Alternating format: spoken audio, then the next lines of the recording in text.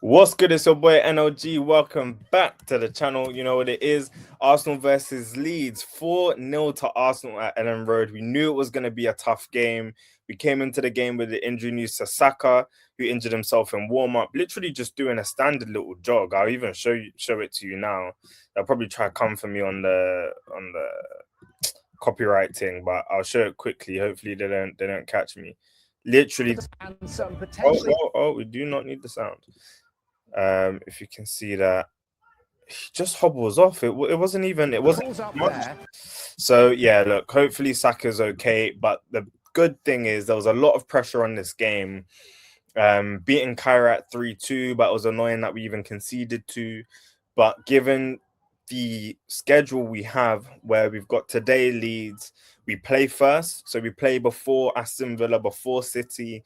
There was a lot of pressure on us to deliver a result today. 3 p.m. kickoff. We know that's never a good one. And Ellen Road, you know, the Leeds fans are always up for it, always up for a good fight, especially because we play Chelsea in a cup final on a second leg on Tuesday.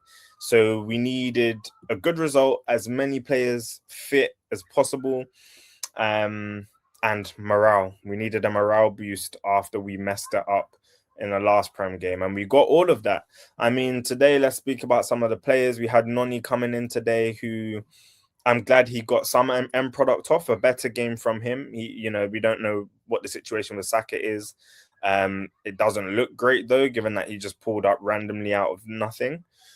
Noni, great delivery in for Zubi, who opened the scoring. So it was good to see him having some impact there, because again, a lot of us have been saying he's an exciting looking player, but just doesn't have that end. He just doesn't have that end product. But it was a great delivery for Zubamendi's header. Also, I'll shout out Zubamendi as well, because he's someone else who's, in my opinion, had a lot of pressure on him, and a lot of us have been like, he's actually contributed to a lot of goals against us, or at least 4 major goals that we've conceded have kind of been from his errors, either bad passes or, not tracking a runner. So it was good to see him get on the score sheet today and play better and play a bit quicker as well. In phases of today's game, we were playing a bit quicker. Havertz came in today. He was okay. Wasn't as blistering as he was against Kyra. Again, less space on the pitch because, again, non-Champions League. He was all right, but I liked that link up between Noni and Zubi for that first goal.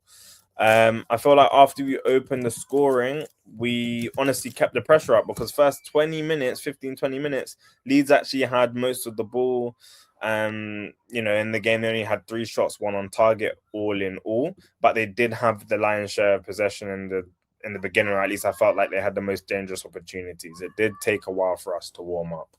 Then it got to 38 minutes, own goal, fantastic set piece deliveries by Noni Madueke, all game, to be fair, whilst he was on the pitch.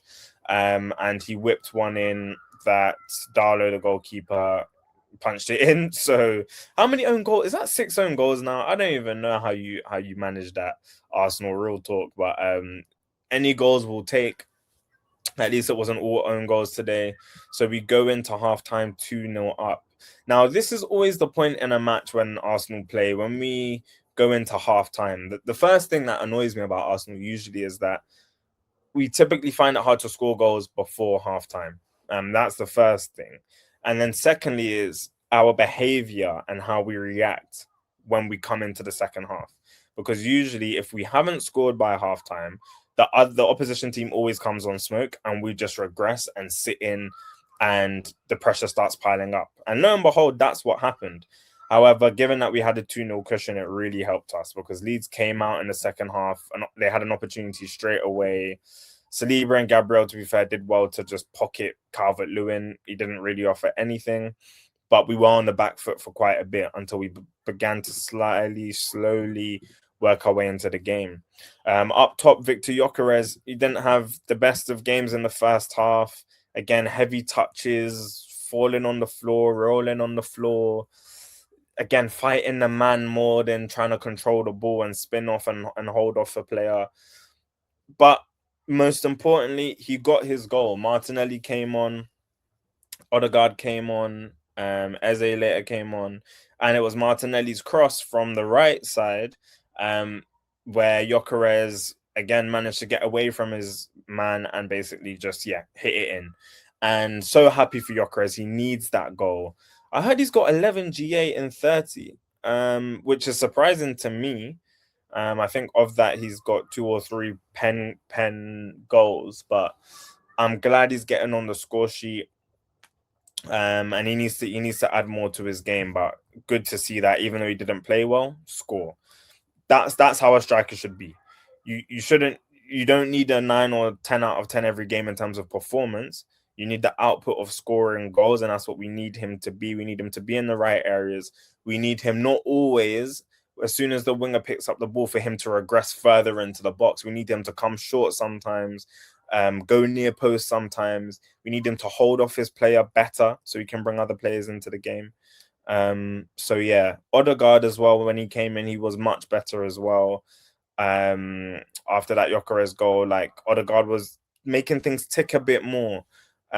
His actually pass to Jesus when he came on, again through the middle.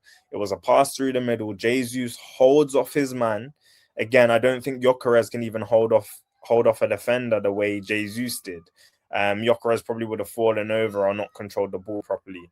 Odegaard threads the ball to Jesus. He holds off the man, takes a touch, and whips it bottom corner. Fantastic goal, fantastic result as we head to Chelsea. Couldn't have asked for a better game, to pick our morale back up, and now just sit with our feet up and watch the results of the weekend. Ultimately, I think it's for Arsenal to really focus on ourselves, week by week, game by game. I know it's hard to do that. We've got the noise of the United the United pundit saying, yeah, it's going to be the worst league if Arsenal win it. You've got the noise of, people putting pressure on Arsenal, and there should be pressure on Arsenal to win this season. And that's not because it's the worst league or anything else. It's because we need to win.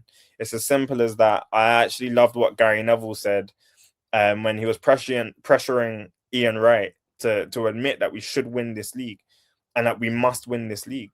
We must. And in order to must, which isn't even a sentence, we need to win week in, week out. When the chips are down and we lose, we need to come back and bounce back and go harder. Got a big one against Chelsea coming up on Tuesday. I'm excited for it. We need to bop them off the pitch. They've got West Ham. And we need to go for every trophy properly. And I don't mean just compete on all fronts. We need to convert on some of those fronts. We're in 4 competitions.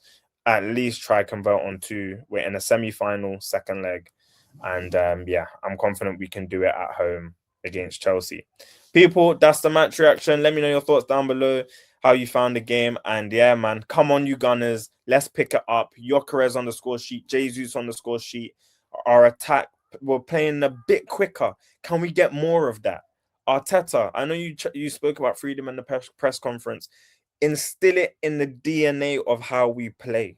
Because right now, the DNA of how we play, historically up till now, has been the formulaic, trying to win micro battles on the pitch. Play with freedom, continue this, and every player further than Zubimendi on the pitch needs to take it as like a, to use a corporate term, an action item, that as soon as the ball goes further than Zubimendi on the pitch, everyone needs to move forward with intent and speed. Zubimendi should be the conductor and the 6. Everyone else ahead of Zubimendi shouldn't be conducting anything. You shouldn't be composing anything. You shouldn't be controlling tempo and managing the tempo of the game. You need to be accelerating things and picking things up. If we do that, I honestly think we can finish the season strong and get our attackers doing more as well. People, let me know your thoughts. NOG, peace.